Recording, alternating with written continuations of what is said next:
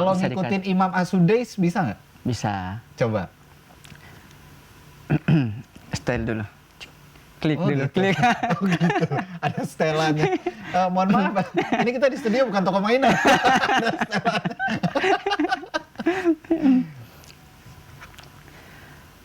Alhamdulillahi Rabbil Alamin Ar-Rahmanir Rahim. Ini ingat, itu ciri khasnya. Iya, Saya sudah kan. As-Sudais. Maliki yaumiddin. Iyyaka na'budu wa iyyaka nasta'in. Ihdinas siratal mustaqim. Siratal ladzina an'amta 'alaihim ghairil maghdubi 'alaihim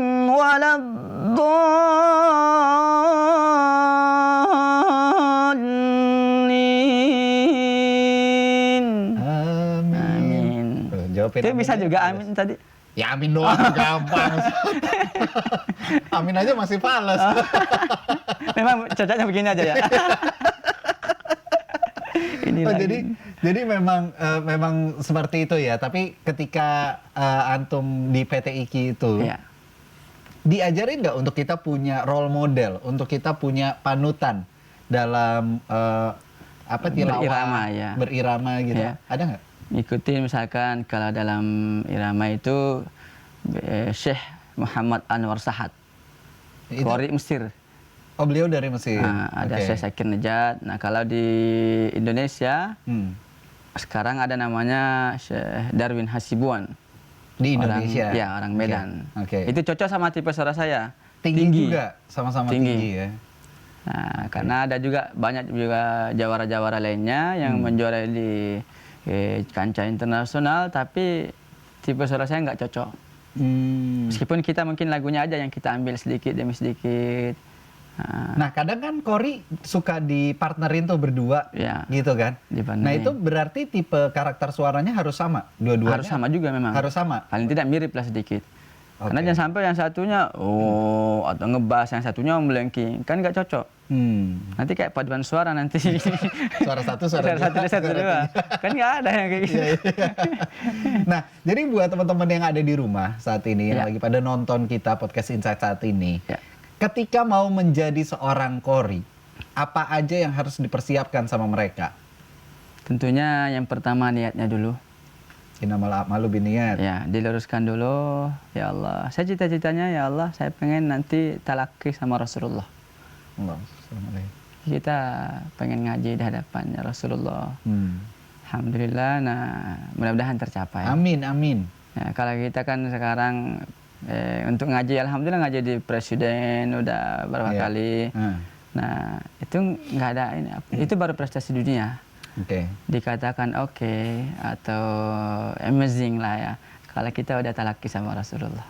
Oke, jadi pertama niat. Niatnya. Yang kedua, tentunya suara harus Suara. tetap dilatih.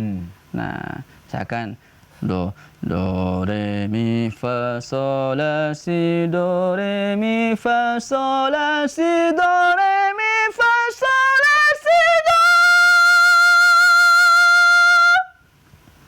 Do re mi aja bagus. Nah, misalnya ini kan Do, re, mi.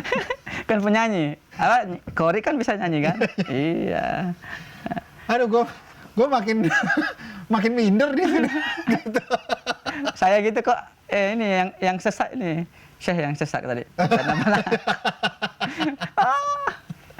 Ya. Jadi makin tinggi tuh justru ya itu tadi ya kelihatan ya, kelihatan. makin capeknya. Makin capek kelihatan. Dan membutuhkan nafas tentunya kan. Oke, jadi pertama niat, kedua Niat, suara, ketiga nafas harus tetap dilatih. Olahraga jangan lupa. Oke. Dan juga jaga pola makan. Pola makannya. Nah, pantangannya apa? Pantangannya bukan nggak boleh ya. Jangan terlalu keseringan minum es.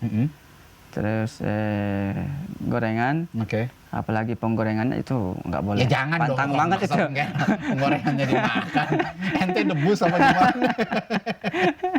Ya, sama yang pedas-pedas. Mie instan? Mie instan hajar aja. Hajar aja ya. Halo sobat micin. Generasi micin. Generasi micin. Oke, terakhir nih. Nah, dari Dayang sendiri sebenarnya harapannya apa sih untuk kemajuan kori Indonesia?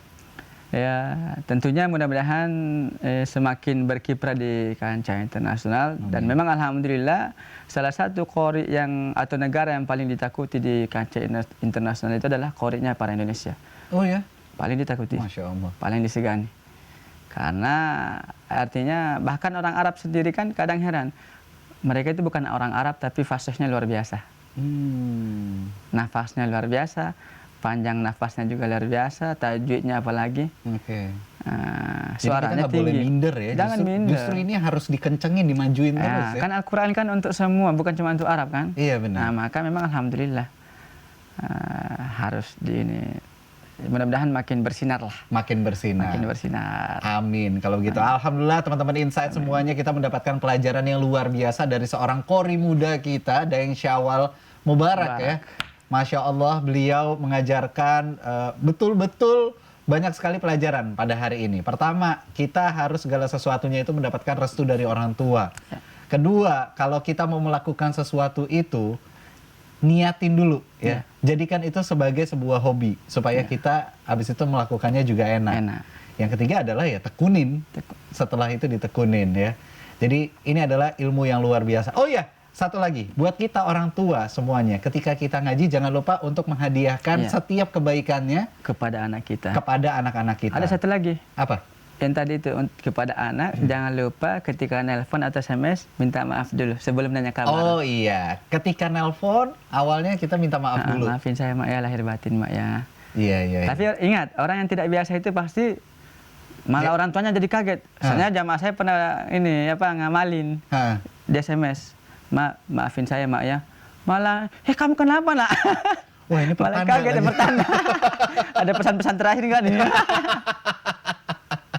Tapi segala kebaikan itu emang harus kita terapkan gitu kan ya. Ambil yang baiknya, buang yang buruknya, dan itulah yang terjadi di sini di podcast Insight ya. Setiap ada perbedaan kita ambil yang baiknya, kita buang yang buruknya juga. Semoga apa yang kita dengerin hari ini bisa menjadi amal jariah, bisa menjadi ladang kebaikan juga. Jauh di lubuk hati kita bisa tahu nilai-nilai kebaikan dan juga kebenaran. Akhirnya Dayang Syawal Mubarak pamit undur diri dan juga saya Sahil Mulahela pamit undur diri. Sampai ketemu lagi di episode berikutnya. Mohon maaf kalau ada salah-salah kata.